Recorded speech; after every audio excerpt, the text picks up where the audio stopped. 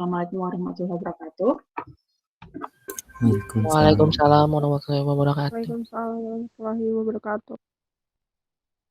Jangan lupa berdoa dulu sebelum belajar. Silahkan berdoa di dalam hati masing-masing.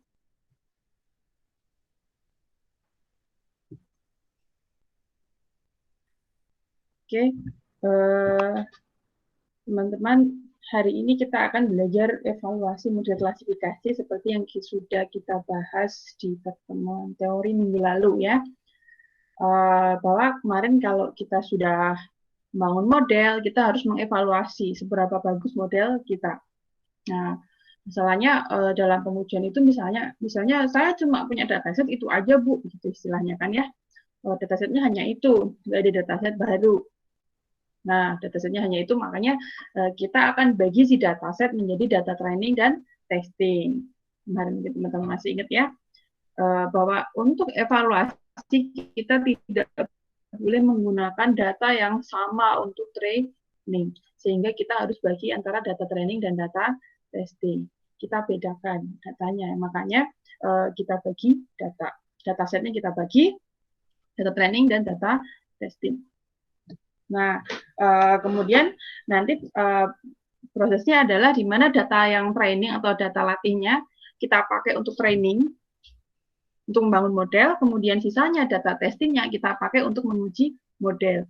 Nah, hasilnya nanti akan kita evaluasi. Hasilnya akan kita evaluasi. Evaluasinya bagaimana? Sebenarnya teknik evaluasi itu ada banyak sekali. Nggak cuma soal akurasi dan teman-temannya, tapi juga bisa kita lihat dari waktu komputasinya, kemudian waktu tesnya, dan sebagainya. Waktu komputasi maksudnya apa? Waktu trainingnya, terutama waktu training. Seberapa lama yang dibutuhkan si komputer untuk belajar.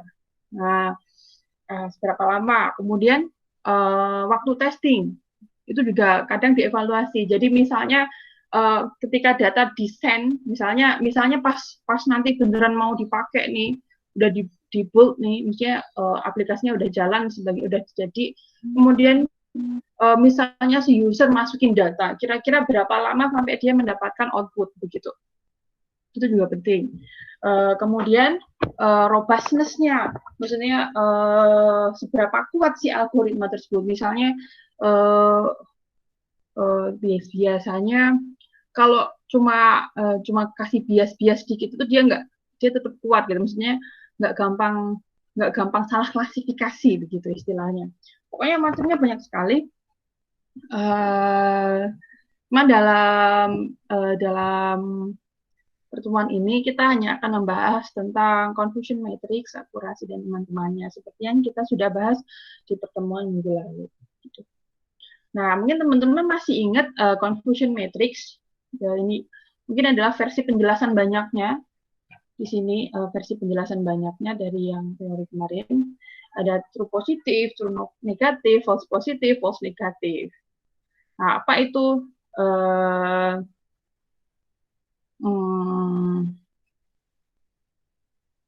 apa namanya true positif adalah benar diprediksi sebagai positif.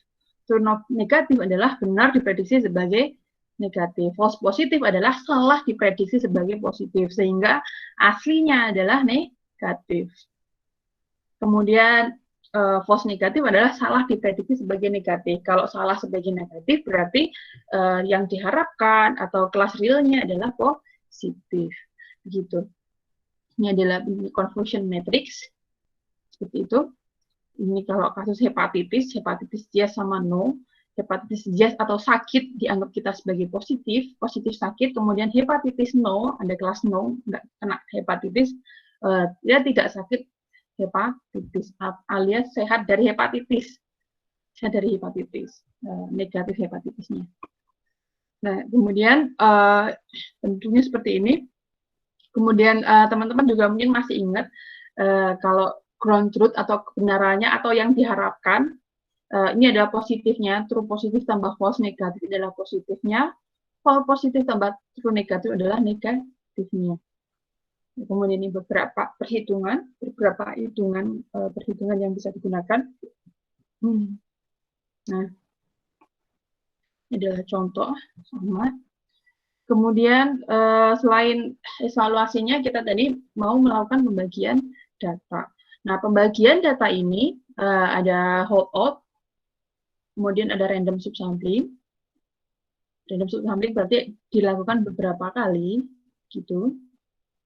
Nah, kemudian ada cross validation. Ini yang sering teman-teman miss begitu. Kasusnya adalah sering sekali ini zaman dulu ya, kok tapi kesini-sini lebih baik. Banyak sekali teman-teman yang menggunakan cross validation untuk penelitiannya atau skripsinya, tapi nggak ngerti sebenarnya cross validation kerjanya bagaimana. Nah, itu biasanya nanti dikejar-kejar gitu. Teman-teman bisa lihat di Python ini udah banyak banget cara cross validation itu. Ini adalah cara yang biasa, keyword cross validation seperti itu, di mana setiap data dibagi menjadi sejumlah fold. Fold. Ini adalah 5 fold atau 5 tekukan ya. Berarti kita bagi 5 sama rata gitu. 5 sama rata, 5 bagian. Kemudian kita iterasikan. Di mana setiap iterasinya kita gunakan satu bagian data sebagai data testing atau data uji. Sisanya digunakan sebagai data training atau data latih. Jadi bagaimana di sini maksudnya? Berarti latihannya menggunakan lebih banyak data untuk membangun model, istilahnya latihan soalnya yang banyak begitu. Nanti ujiannya sedikit ya kan? Nah, diganti-gantian. Kalau iterasi pertama pakai data bagian yang pertama, iterasi kedua pakai bagian yang kedua, sisanya buat latihan dan sebagainya. Jadi setiap iterasinya kita akan memakai, kalau D sama dengan K sama dengan 5 ya, berarti kita akan pakai 4 bagian data selalu ya, 4 bagian data untuk melatih dan 1 bagian untuk ujian. Ini kalau kita pakai 5 fold cross validation. Kalau 10 bagaimana Bu? Kalau 10 ya sama aja, berarti 1 bagian untuk tes, 9 bagian untuk training. Ganti-gantian. Kalau tadi yang indeks 1 misalnya bagian yang pertama gunakan tes, iterasi kedua bagian kedua yang digunakan tes. Bagian 1, 3, 4, 5 sampai 9 digunakan untuk training. Nanti iterasi ketiga begitu juga. Jadi bagian ketiga akan digunakan untuk testing, bagian 1, 2, 4, 5 dan sampai 10 akan digunakan untuk training dan seterusnya seperti itu. Nah, kemudian dalam penelitian ada model-model lain, teman-teman bisa baca di bukunya Data Mining Jawehan. Udah di-upload belum ya, saya lupa. Jangan belum, nanti saya upload deh. Nah, saya akan memanfaatkan data iris, gitu. Saya akan menggunakan data iris di sini untuk percobaan di holdout estimation. Jadi membagi data sekian persen. Kalau teman-teman masih ingat, kalau holdout estimation adalah misalnya kita menggunakan sekian persen untuk training, sekian persen untuk testing, begitu saja. Nah, ini adalah data iris ya. Kemudian saya simpan ke dalam NumPy array ya. Oke, NumPy NP. Nah, ini saya simpan, saya sengaja pakai NP untuk sini itu lebih gampang. Saya simpan ke dalam X, namanya untuk fiturnya, kemudian kelasnya akan simpan ke dalam Y. Nah, di sinilah holdout estimation. Kita bagi data menjadi data latih dan data uji ini di sini. Nah, di sini saya memakai library scikit-learn model selection. Nah, train, test, split. Oh, ininya nggak saya bagi ya. Mana tadi?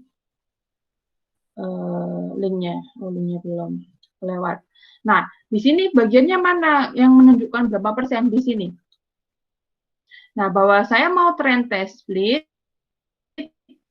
untuk data X sama Y, ya kan?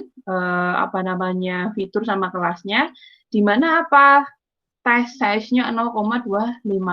Berarti train size-nya berapa? Kalau yang buat tes 0,25,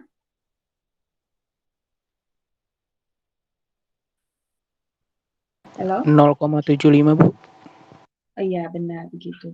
Berarti tes-tesnya adalah 0,75 atau sisanya. Kemudian random state ini adalah untuk keperluan reproduksi, istilahnya dia akan ngasih sampelnya sama, misalnya di komputer saya sama di komputermu akan hasilnya akan sama. Kan tadi di random kan ya ini. Ini akan di random sama si train test split ini, datanya akan diacak-acak, tapi sampelnya akan pengacakannya akan sama ketika kita mengisi ini. Jadi istilahnya di komputer saya dan di komputermu hasilnya akan sama. Tapi kalau ini dihapus, di run pun bisa beda-beda begitu istilahnya. Data yang dipakai untuk training sama testing ini nanti bisa beda-beda kalau tidak ada ini. Random state ini apakah harus nol, Bu? Enggak, berapa aja silahkan. Jadi untuk keperluan supaya sama, misalnya di komputer saya dan di komputernya teman-teman, makanya kita kasih random state sama dengan sesuatu begitu. Kalau di sini saya pakai 0 ya. Kemudian ini stratify. Ini teman-teman masih ingat kemarin saya sedikit menyinggung. Stratify harus adil dan merata. Harus adil dan merata. Apa yang saya adil dan ratakan adalah Y kelasnya. Supaya untuk training dan testing tadi bagiannya adalah adil dan merata. Jangan misalnya datanya ada berapa misalnya data ID itu 150. Ketika saya pakai 25% itu berarti berapa? Kira-kira berapa ya? 150. Seperempatnya berapa? 75 bagi 2. Berapa? 30, 40. 40 enggak nyampe 35 36 37 sekitar 37 38 ya. Jadi di dalam 30 berapa data testing itu proporsi untuk setiap kelasnya usahakan sama gitu istilahnya. Mintanya begitu, makanya stratify gitu. Nah, saya jalankan ya. Nah, ini train test split ini bisa nyimpen ke dalam data train sama data test, baik fiturnya maupun kelasnya. Makanya ini saya bisa extrain, extest, ya train, ya test. Ini dari sononya gitu. Kita bisa dapat ini train test split. Bisa dapat 4 hal ini. Nah, gitu. Nah, kemudian kita akan, misalnya saya pakai naive bias, ya. Algoritma teman-teman bisa ganti-ganti nanti misalnya penasaran sama KNN, kemudian sama decision tree dan sebagainya, silahkan teman-teman ganti begitu ya algoritmanya. Nah, ini saya coba pakai naive bias. Saya pakai Gaussian naive bias untuk data iris ini. Kemudian ini kita fitkan dengan data training. Kita latih si Gaussian naive bias kita pakai data training. Dia kalau namanya latihan gitu, dia harus tahu kelasnya apa. Itu istilahnya kalau latihan itu harus kasih tahu kunci jawabannya begitu. Karena masih latihan. Nah, di sini kita train. Kemudian setelah modelnya terbangun kita uji. Sebenarnya seberapa bagus sih data kita gitu istilahnya. Kita pakai data test. Kita uji pakai data test, X-test. Nah, nanti hasil ujinya harapannya adalah sama dengan Y-testnya atau Y-real-nya. Gitu. Nah, tapi apakah sama apa tidak nih? Ya, kita lihat. Nah, ini adalah prediknya terhadap X-test. Bukan tren ya, tes ya, ini beda, bagian yang beda. Ini hasilnya seperti ini, ada macamnya. Ini sudah berantakan. Ini kalau pakai dataset urut, dia iris setosa, versicolor, versinica itu urut 50-50. Ini sudah diacak-acak sama dia. Nah, tapi proporsinya akan usahakan seimbang. Nanti kita lihat apakah seimbang atau tidak. Ini adalah hasil prediksi. Kita lihat hasil tes kelas realnya. Nah, kelas realnya. Wah, Kalau dibandingin satu-satu capek juga ya. Nah, kita bisa bikin confusion matrix-nya. Nah, berapa sih yang prediksinya setosa benar, versicolor benar, virginica benar, kemudian yang salah dan sebagainya, kita buat confusion matrix. Confusion matrix di mana ini iris setosa, versicolor, virginica. Setosa, versicolor, virginica. Nah, di sini teman-teman lihat setosa ada 13, benar semua ya. Kemudian versicolor ada 13, benar semua. Untuk virginica, yang benar 11, yang salah 1. Lihat kan? Kok kurang besar sebentar. Lihat ya. Nah, sini. Apa iya sih, Bu? Nah, kita lihat dari sini nih. Coba virginica. Ctrl F. Virginica. Nah, ini 1, 2, 3, 4, 5, 6, 1, 2, 1, 2. Nah, ini. Di sini versicolor, diprediksinya, ini harusnya versicolor, sorry. Harusnya virginica diprediksinya sebagai iris versicolor. Begitu. Ini ada yang salah. 1. Nah, ini adalah confusion matrix-nya.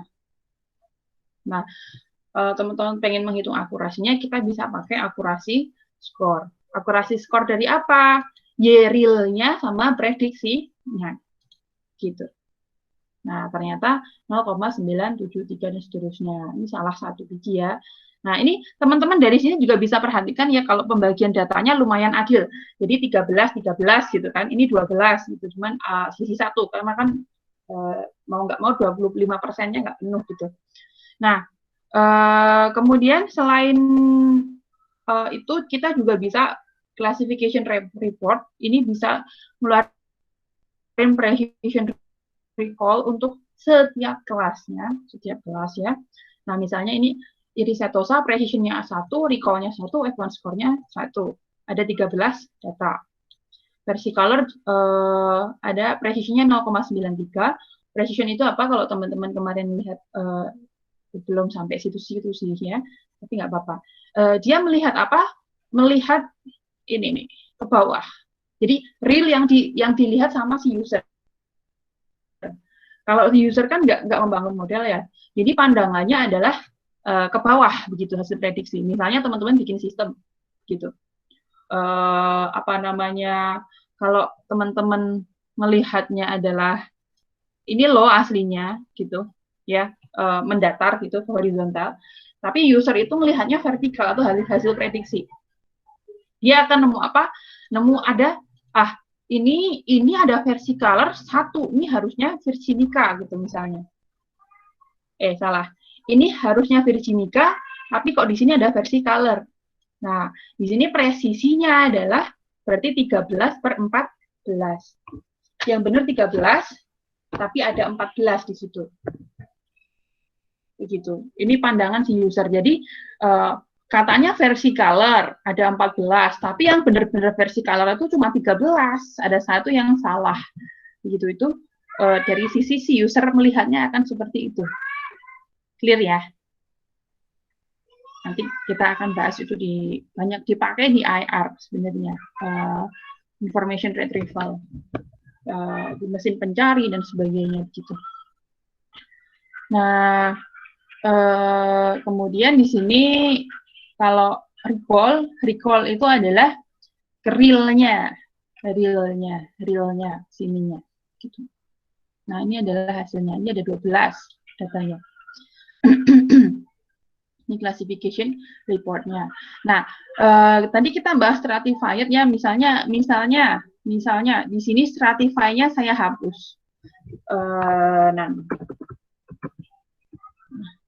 Nanti kita bisa lihat bahwa data yang dipakai untuk training testing itu bisa berapa aja maksudnya, bisa bukan berapa aja, nggak akan stratify istilahnya. Nih, ini ketika stratify-nya kita matikan, di sini data yang digunakan di versicolor ternyata jauh lebih banyak daripada yang di virginica, begitu ya. Kelihatan ya bedanya. Makanya kita usahakan stratify, adil dan merata.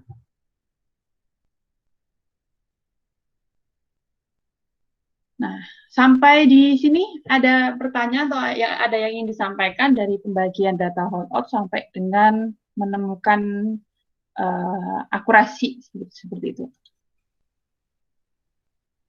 Bu tadi ada yang mau disampaikan? Buat apa?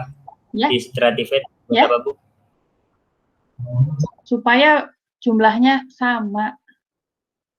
Yang dipakai adil dan merata kemarin loh, Mas. Masih ingat nggak? Ini kan nggak sama nih, ya nggak? Perbandingan jauh. Tapi kalau kita stratify, tadi kan saya none kan. Kalau ini saya yes kan, dia akan jadi lebih adil. Ini ada 13, di sini 13, di sini ada 12. Gitu. Karena data tesnya cuma 25% ya. Istilahnya kalau kita 0,25 dikalikan 150, hasilnya adalah 37,5. Nah, di sini dibulatkan jadi 38. 38 tapi 3 kelas ya kan, jadinya ada yang nggak pas 1 gitu. Gitu. Ya, Mas? Oke? Iya, Bu. Terima kasih. Oke. Jadi kalau ini nggak kita stratify, tadi ada yang berbeda. Yang jeglek gitu. Ada lagi?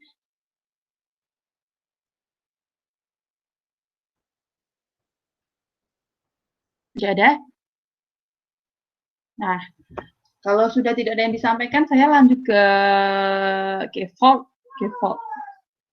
cross validation. Nah, teman-teman bisa lihat di slide, di sana ada banyak sekali macamnya K-Fault ya. Di sini saya akan menggunakan stratified K-Fault yang adil dan merata, sama tekniknya bahwa saya mau di sini stratified K-Fault supaya jumlah semuanya yang setiap fault-nya kan misalnya pakai K-Fault K sama dengan 5, misalnya 5 volt begitu. Nah, saya mau setiap fault-nya itu proporsi kelas, setiap kelasnya itu adil dan merata begitu. Makanya saya pakai stratified K-Fault. Nah, di sini saya pakai stratified K-Fault. Bikin objek model biasa, bikin objek stratified K-Fault, saya simpan namanya SKF. Nah, di sini saya pakainya apa? K-Fault di mana K sama dengan 5. Splitnya 5. Gitu. Jadi, kalau kayak gini bentuknya, ini adalah 5 volt. Cross validation. Nah, jadi tinggal diganti di sebelah sini, mau 5, mau 10, mau 3, dan seterusnya. Nah, kemudian setelah itu kita iterasi di sini. Kita iterasi. Nah, kita simpan ke dalam indeks train sama tes. Nah, dari stratified K-Fault ini, kita akan split apa? Split data fitur, dan kelasnya. XY, tadi yang teman-teman itu yang di atas tadi. Nah, ini ada XY, X-nya adalah fiturnya, Y adalah kelasnya. Nah, kita bagi di sini. Terus, nah, kita bagi menjadi 5 bagian, atau 5 volt. 5 volt. Ini SKF kan 5 volt. Nah, kemudian di sini selanjutnya kita simpan ke dalam X latih X uji, X latih Y uji, Y latih Y uji, seperti itu, berdasarkan indeks train test. Jadi si SKF ini bisa ngasih indeks yang mana data yang masuk ke volt volt 1, volt 2, volt 3, volt 4, volt 5 gitu. Jadi indeksnya yang kita butuhkan. Nah, nanti indeks ini lah yang akan kita udah ketahuan nih pembagian data. Dia jangan lupa dia itu selalu diacak dulu. Selalu diacak dulu cara kerjanya itu. Jadi nggak urutan terus dibagi gitu, enggak. Diacak dulu, kemudian ya pasti dia punya teknik pengacakannya sehingga apa namanya ininya sama begitu. Diajak kemudian dia pisah-pisahkan ke dalam 5 bagian. Secara apa? Setiap bagiannya, setiap voltnya, setiap kotaknya ini adil dan merata. Kalau ada 3 kelas, berarti 3-3-nya itu jumlahnya hampir sama atau diusahakan sama. Kalau bisa pas ya, sama. Nah, begitu. Ini di setiap kotaknya. Nah, setelah itu apa? Setelah itu dia akan apa? Dia akan apa namanya iterasi.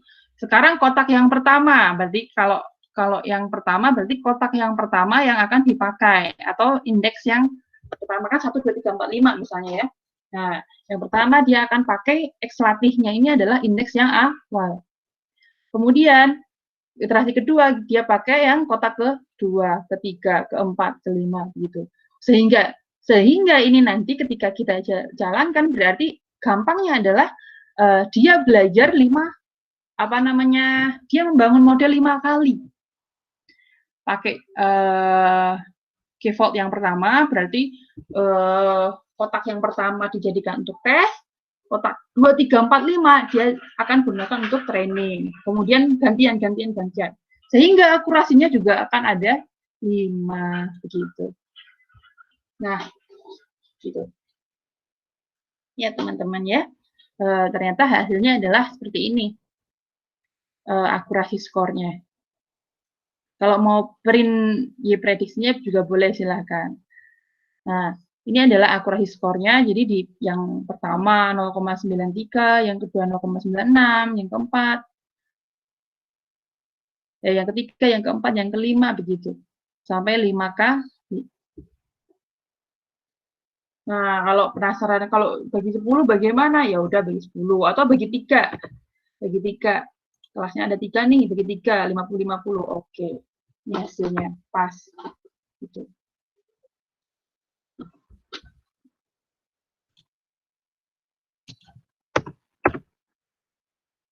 Kalau 3 volt. Sampai sini ada pertanyaan?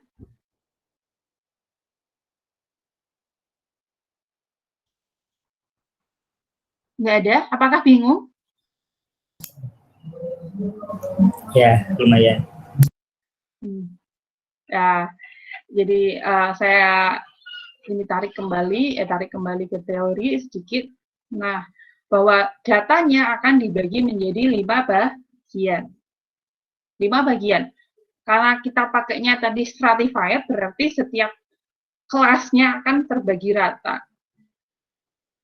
Kalau ada 3 kelas, berarti jumlahnya diusahakan sama rata setiap bagiannya. Gitu. Nah, setelah data terbagi menjadi 5 bagian, dia akan gunakan apa? Dia akan iterasikan data. Kalau iterasi yang pertama, berarti bagian yang pertama digunakan tes, yang 4 bagian untuk training. Gitu. Atau kita juga bisa coba print confusion matrix-nya ya, kalau penasaran. Mana confusion matrix?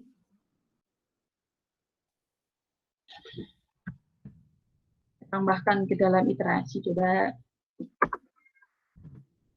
Confusion matrix, ini saya ganti namanya YUG sama YBreak. Banyak sama.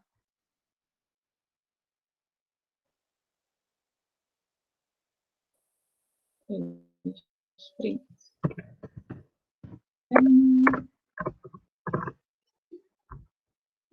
Ini confusion matrix-nya. Jadi dia akan mengusahakan pembagiannya adalah sama rata sama rasa.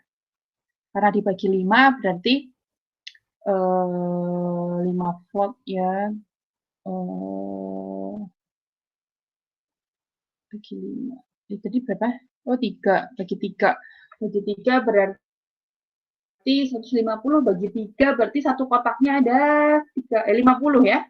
50, 1, 2, 3. Bener nggak ini 50? 1, 2, 3, 7, 3, 10, 4, 4, 4. Oh iya, pas 50. Nah, jadi setiap bagian itu ada 50. Gitu. Masih bingung nggak kira-kira? Saya kayaknya waktu kapan itu bikin infografis untuk untuk fault cross validation. Sebentar, sepada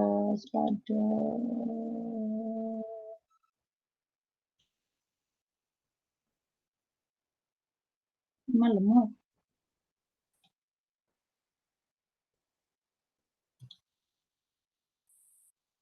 Nah,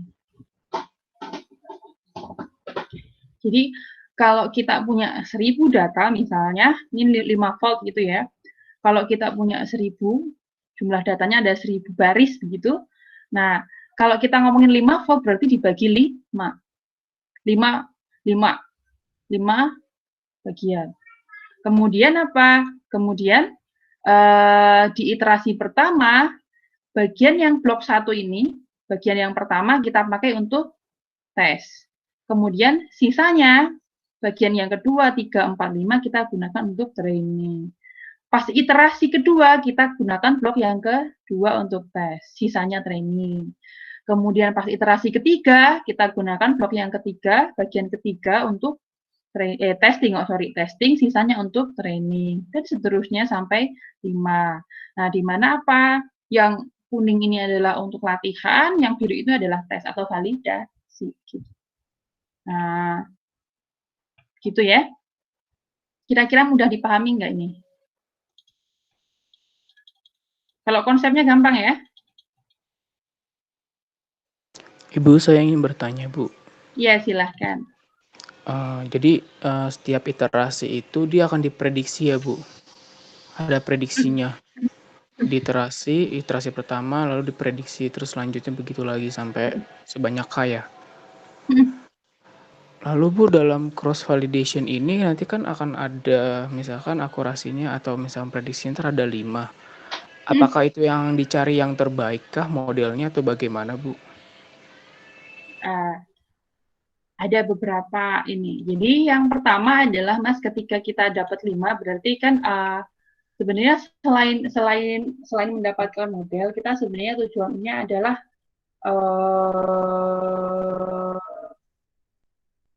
sekaligus menguji seberapa apa istilahnya, stabil, gimana sih istilahnya ya, model kita terhadap data, begitu istilahnya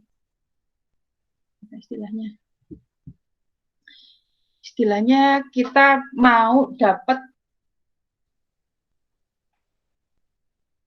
kalau modelnya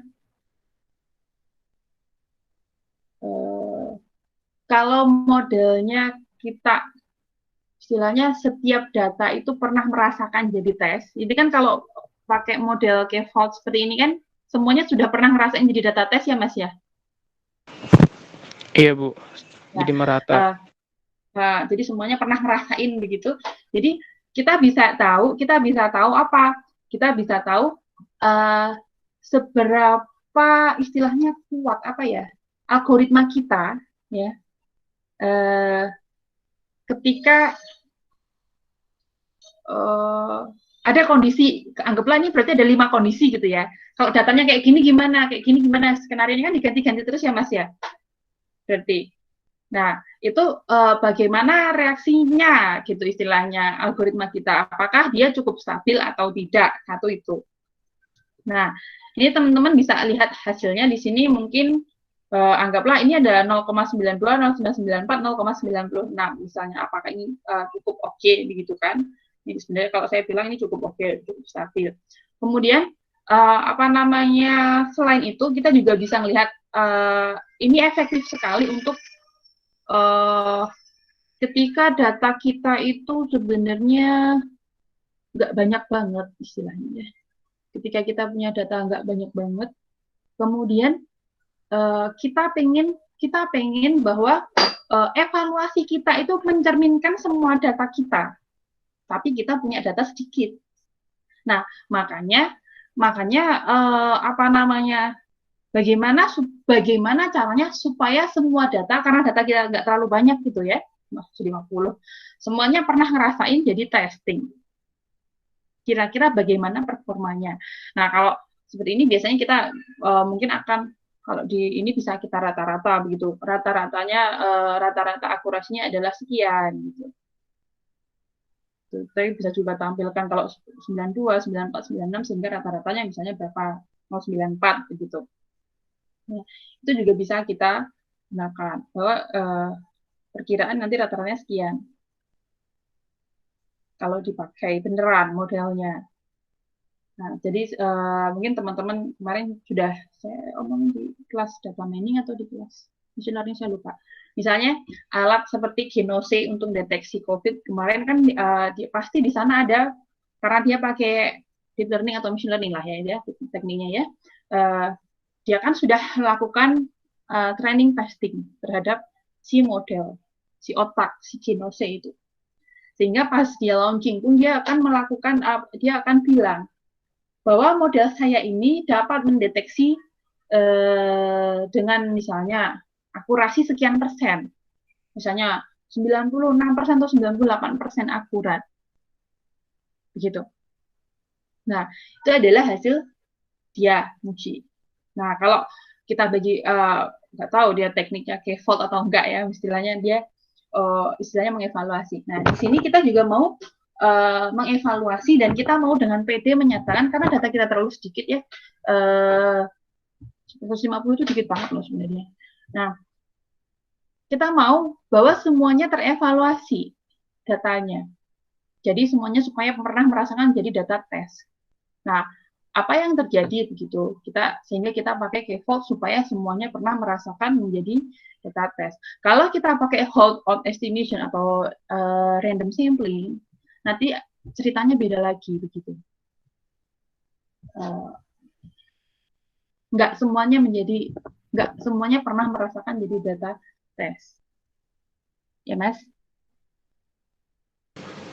Bu, jadi evaluasi ini tadi yang kan Ibu bilang, misalkan contohnya yang kita mau menguji keakuratan dari aplikasi Genos gitu ya. Tadi Ibu bilang ambil contohnya. Lalu Ibu bilang sebutkan algoritma. Jadi algoritma yang dimaksud ini apakah algoritma pembuatan modelnya kita atau algoritma aplikasi yang ingin kita uji? Algoritma model sama algoritma aplikasi bedanya apa ya, Mas ya? Maksudnya kan si algoritmanya si Genos ini atau algoritmanya pembuatan modelnya kita gitu, Bu. Untuk membangun dan memprediksi seperti ini gitu, Bu, maksudnya. Mengklasifikasikan. Genose kan juga dibangun dari yang kayak gini dulu, maksudnya dari nol dulu kan bikin otaknya. Ini kan kita dari proses membuat otak gitu. Maksudnya bagaimana? Saya bingung.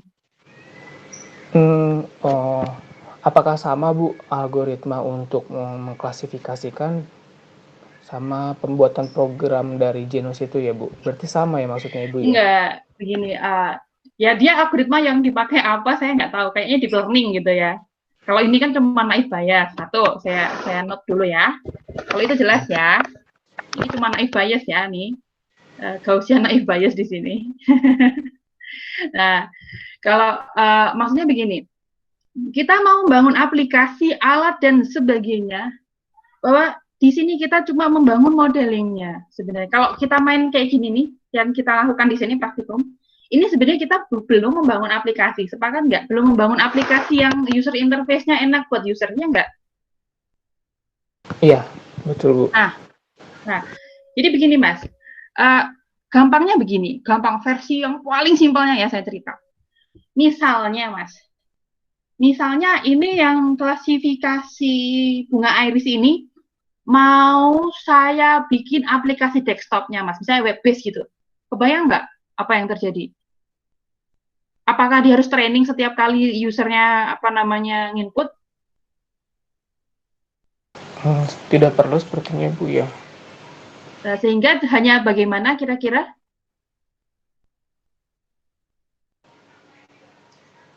Kurang tahu, Bu, saya, Bu. Boleh dilanjutkan, Bu? Waduh, kemarin kan sudah dicoba. Tinggal dipredik saja, Mas. Oh, gitu maksudnya, Bu. Nah, Iya, iya. jadi model yang sudah kita latih di sini, model ini bisa kita simpan, Mas. Terbayang nggak? Iya, iya. Nah, jadi mau Oh, pakai algoritmanya apa saja, misalnya decision tree, kebayang ya, yang paling gampang itu decision tree sebenarnya, karena modelnya kelihatan mata ya nggak? Nah, jika yes ke kiri, misalnya yes no gitu ya. Eh, nah, model ini nih, ini bisa kita simpan. Bayangkan model ini Mas simpan ke dalam server, kebayang? kebayang, Bu. Nah, kemudian Mas bikin aplikasi web base, misalnya web base, di mana nanti usernya suruh nginput ciri-ciri bunga iris yang terdiri dari sepal length, sepal width, petal length, petal width, berapa senti begitu. Masukkan misalnya, masukkan panjang ini, masukkan lebar sepalnya, lebar mahkotanya, panjang mahkotanya, ini dalam sentimeter semuanya misalnya gitu.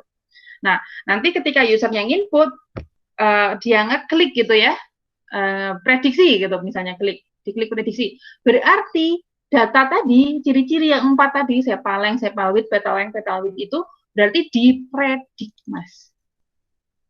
Dipredik. Jadi misalnya ada 4 gitu ya.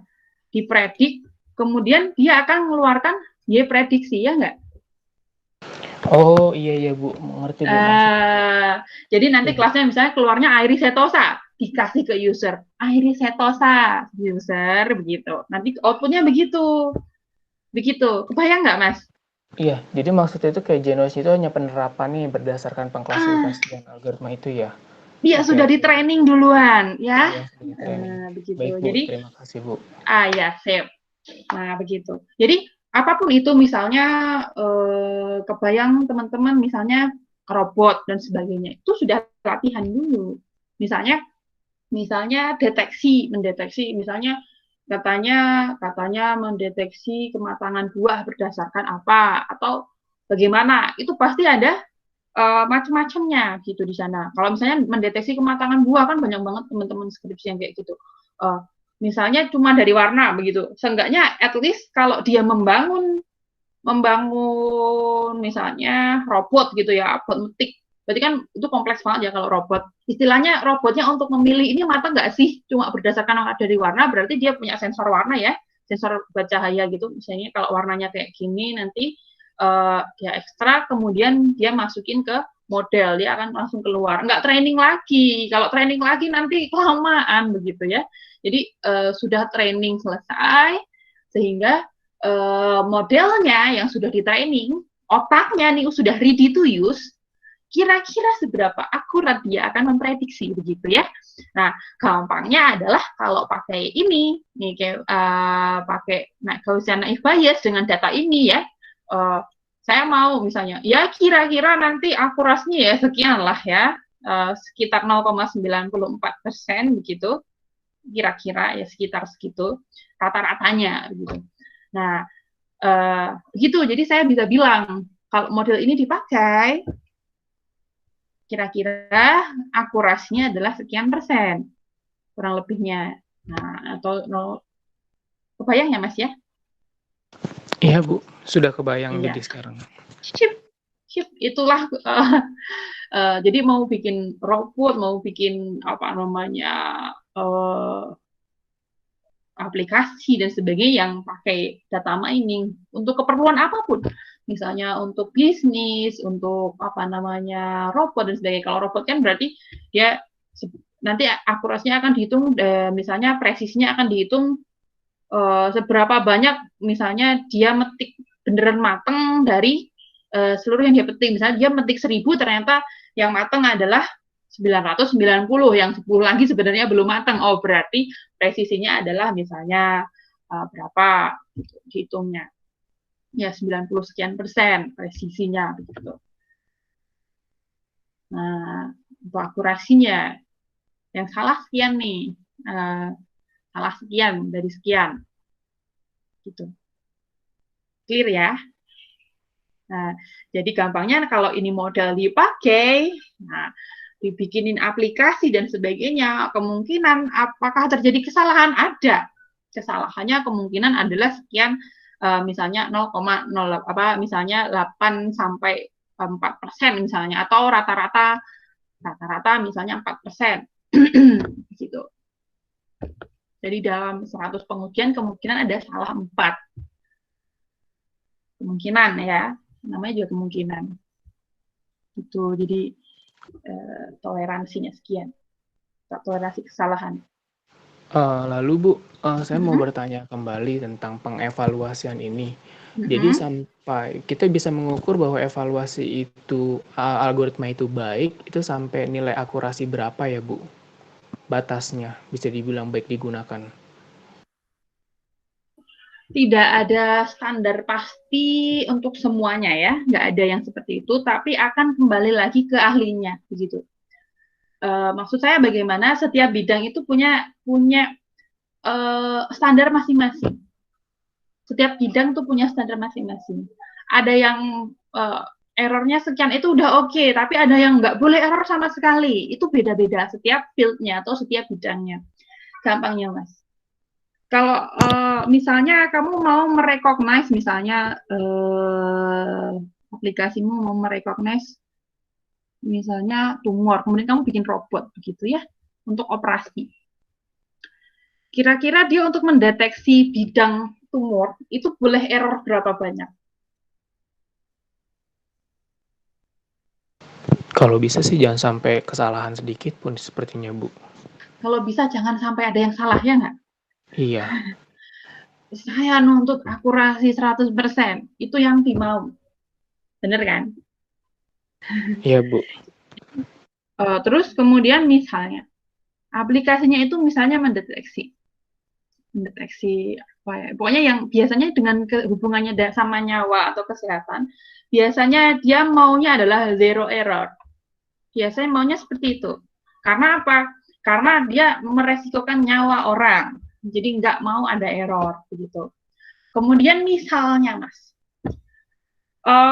sampean mau bikin aplikasi memprediksi misalnya apa namanya titik, misalnya memprediksi titik sebenarnya jarak, misalnya nanti suatu hari kamu jadi apa ya analisnya, kemudian di dalam perang misalnya perang ya atau percobaan perang atau bagaimana percobaan atau bagaimana gitu, rudal dilempar. Nah, kan prediksi pakai map ya misalnya, ping jebret gitu. Dia mau dilempar kemana? Nah, apa namanya toleransi errornya kira-kira berapa? Misalnya suatu misalnya sekali rudal dilempar kerusakannya adalah sekian kilometer, begitu. Kira-kira toleransi errornya berapa? Sama sih Bu, sepertinya harus seenggaknya kalau bisa sih jangan sampai error ya. Nah, Karena mengingat dampak dari rudalnya. Nah, gitu. Karena misal errornya adalah 1%, 1% dari berapa kilometer, begitu kan ya? Misalnya di map itu perbandingannya, misalnya yang kamu gunakan, mapnya adalah 1 dibanding 1.000.000. Jadi 1 senti, misalnya 1 milimeter atau 1 sentimeter gitu ya.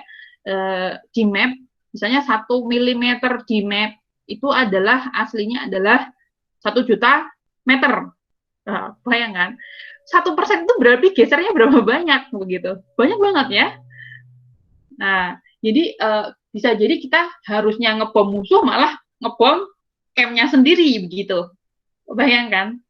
Nah, jadi jangan sampai ini errornya itu harus sekecil mungkin begitu.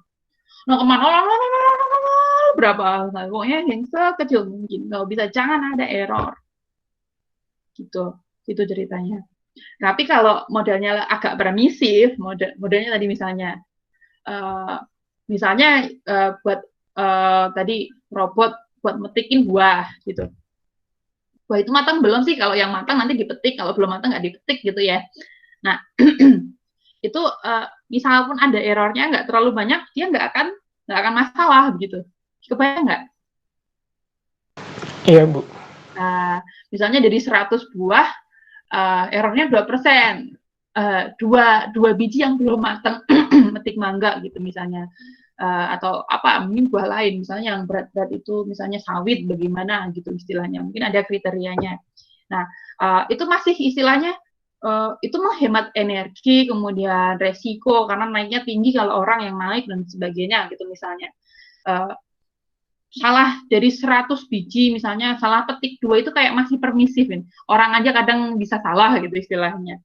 Itu kayak lebih ada permisifnya. Jadi kembali lagi ke ranahnya masing-masing. Kalau saya nggak tahu ranahnya itu permisifnya, maksudnya ditoleransinya berapa banyak begitu ya Mas ya. Jadi paling enak sama orang lapangannya gitu, yang ahlinya langsung.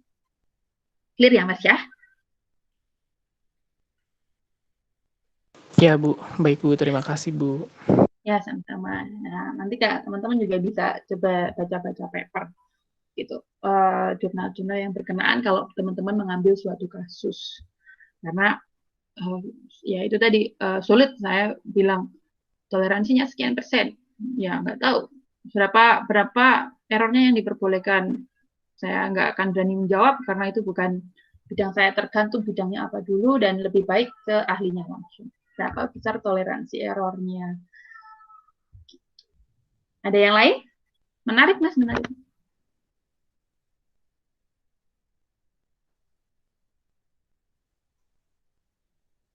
Teman-teman yang lain ada? Kayaknya saya ditinggal tidur nih. Ya ada? Bangun. Bangun. Ya, Adit bangun. Oke. Nggak ada? Cukup? Nah, jadi teman-teman kebayang ya, jadi kalau bahwa yang kita lakukan ini benar-benar cuma bangun otaknya doang istilahnya. Jadi sangat-sangat penting bagi teman-teman nanti kalau membangun sistem dan sebagainya, itu mainan RPL-nya itu harus kuat juga ujung-ujungnya. Kalau zaman sekarang itu kalau nggak salah yang dicari itu developer itu full stack dari front end sampai back end gitu istilahnya. Nah, kalau yang kayak gini saya nggak tahu ini masuk apa enggak.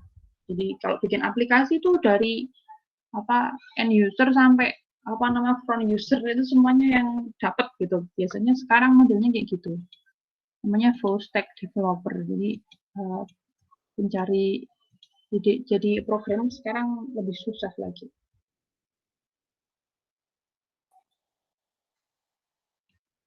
Oke, kalau sudah tidak ada yang disampaikan, mungkin saya stop sharing.